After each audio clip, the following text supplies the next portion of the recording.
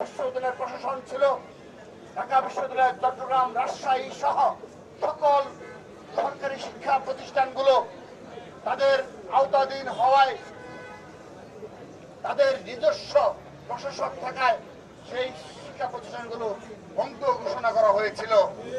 প্রিয় উপস্থিতি, খুনি হাসিনা শিক্ষা প্রতিষ্ঠানগুলো এবং হলগুলো ভ্যাকেন্ট করার মাধ্যমে তার একটি পরিকল্পনা ছিল 17 জুলাই থেকে সকল শিক্ষা প্রতিষ্ঠান ইনক্লুডিং ঢাকা ইউনিভার্সিটি, চট্টগ্রাম, রাজশাহী সহ সকল শিক্ষা প্রতিষ্ঠান তারা আইন শৃঙ্খলার মাধ্যমে, ছাত্রলীগের সন্ত্রাসীদের মাধ্যমে তারা দখল করার পর তারা এই আন্দোলন, এই জুলাই আগস্টের আন্দোলনকে দমন করবে, তারা সে ধরনের পরিকল্পনা নিয়েছিল। কিন্তু খুনি হাসিনার সেই পরিকল্পনাকে বিরোচিতভাবে প্রতিহত করেছিল বেসরকারি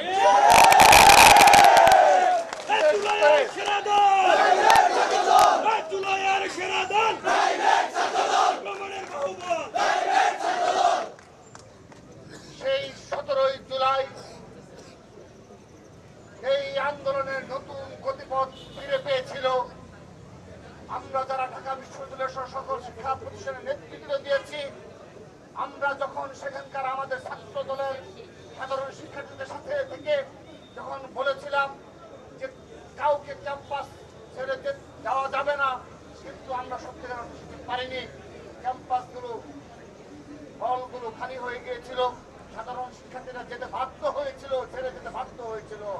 কিন্তু এই বেসরকারি বিশ্ববিদ্যালয়ের সেই বীরেরা উত্তরা, রামপুরা, পাটনা সহ ঢাকার আনাচে কানাচে সকল রাজপথ দখল করেছে এবং 18 জুলাই, 19 জুলাই তারা এই আন্দোলনের নতুন জীবন দিয়েছিল। তারপরের ইতিহাস আমাদের সকলেরই জানা রয়েছে। সেই 16 জুলাই শহীদ আবু সাঈদ, শহীদ ওয়াসিমের রক্তে রঞ্জিত বাংলাদেশকে আমরা যখন খুনি হাসিনা ফ্যাসিস্ট মুক্ত করতে চেয়েছিলাম, তারপরে বেসরকারি বিশ্ববিদ্যালয়ের অসংখ্য সাধারণ শিক্ষার্থীদের রক্তে রঞ্জিত হয়েছে উত্তরা, রামপুরা, পাটনা সহ ঢাকার রাজপথ।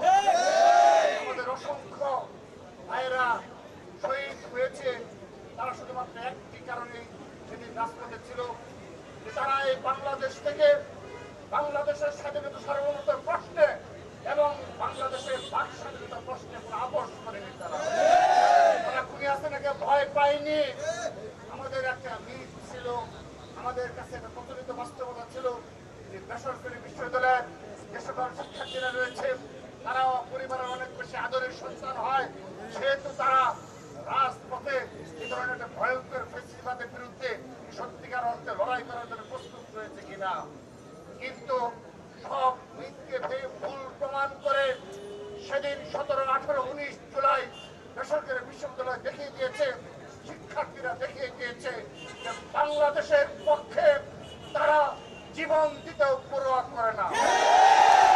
সেজন্য আজকের এই আনন্দ মিছিল থেকে মাননীয় প্রধানমন্ত্রী জনাব তারেক রহমানকে ধন্যবাদ দেওয়ার সাথে সাথে বেসরকারি বিশ্ববিদ্যালয়ের সকল শিক্ষার্থীদের প্রতি বাংলাদেশ জাতীয় ছাত্র দলের পক্ষ থেকে কৃতজ্ঞতা জানাচ্ছি এবং তাদের যে সকল যারা শহীদ হয়েছে তাদের আত্মার মাগফিরাত কামনা করছি এবং সে সকল পরিবারের প্রতি, সন্তত পরিবারের প্রতি সমবেদনা জ্ঞাপন করছি।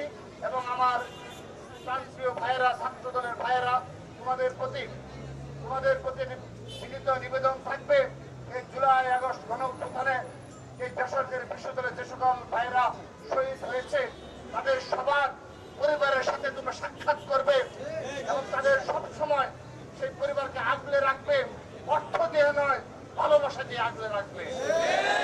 মনে রাখবে তারা যেন ফিল করে তাদের সন্তান হারিয়েছে, কিন্তু এ ধরনের হাজারো সন্তান তাদেরকে আগলে রাখার জন্য আমরা জাগ্রত থাকবো।